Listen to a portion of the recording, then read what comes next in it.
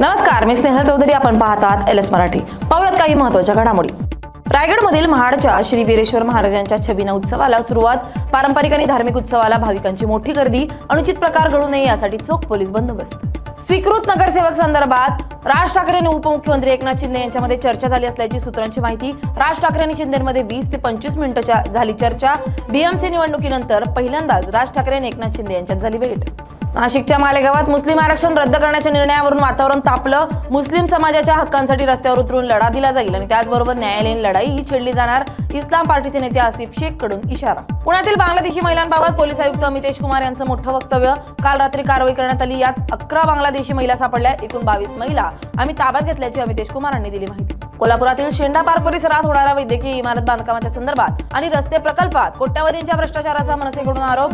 भ्रष्टाचारासंदर्भात सामील असणाऱ्या बांधकाम विभागातील अधिकारी आणि कर्मचाऱ्यावर फौजदारी गुन्हा दाखल करावा अशी मागणी करत मनसेकडून आंदोलन. सिंधुदुर्ग जिल्हा परिषदेतील विविध आस्थापनांवरील पदे मोठ्या प्रमाणात रिक्त असल्यानं प्रशासकीय कामकाजावर परिणाम होऊ नये यासाठी मंत्री नितेश राणेंच्या अध्यक्षतेखाली मंत्रालयात बैठक संपन्न. विविध आस्थापनांवरील वरिष्ठ आणि आवश्यक पदे तातडीने भरण्याचे स्पष्ट नितेश राणेंचे निर्देश. बीडमधील आष्टीचे माजी आमदार भीमराव धोंडेंकडून तब्बल 20 एकर परिसरात डॉक्टर स्वामीनाथन राज्यस्तरीय कृषी प्रदर्शनाचं आयोजन. उपमुख्यमंत्री सुनेत्राताई पवार, कृषी मंत्री दत्ता मामा भरणे, धनंजय मुंडे यांच्या शुभ हस्ते होणार उद्या उद्घाटन. नाशिकच्या चांदोड येथील सुसृष्टी प्रकल्पासाठी प्रस्तावित जागेवरील अतिक्रमण हटवण्याची मोहीम चांदोड नगरपालिकेने सुरू केली आहे. वारंवार सूचना आणि सहकार्य करूनही अतिक्रमण हटवली जात नसल्यानं नगरपालिका प्रशासन अखेर ऍक्शन मोडमध्ये.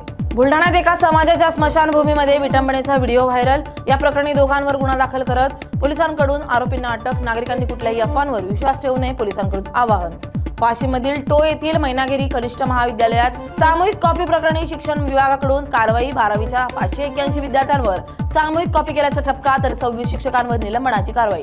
यामुळे पालकांचा जिल्हाधिकारी कार्यालयावर मोर्चा काढत सर्वांवर कारवाई न करण्याची मागणी. वाशिमच्या बाजार समितीमध्ये रब्बी हंगामातील गहू आणि हरभऱ्याची वाढली आवक. मात्र बाजारात मिळणारे दर समाधानकारक नसल्याचं चित्र. शेतकऱ्याला आर्थिक गणित कोलमडण्याची भीती.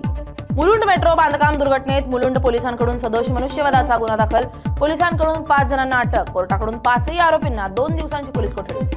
बुलढाण्यातील आसलगाव येथील शेठ तुळशीराम ढोकणे विद्यालयातील विद्यार्थ्याचा रिक्षातून जीवघेणा प्रवास. 10वी परीक्षेच्या सेंटरसाठी मुलांकडून बेंचची वाहतूक सुरू असल्याची माहिती. कल्याण स्टेशनवर एका अज्ञात महिलेकडून चाकरमानी महिलेवर हल्ला. चाकरमानी महिलेच्या दंडाला चावा घेत बोट पिरगळून महिला फरार. सीसीटीव्हीच्या आधारे आरोपी महिलेचा शोध सुरू.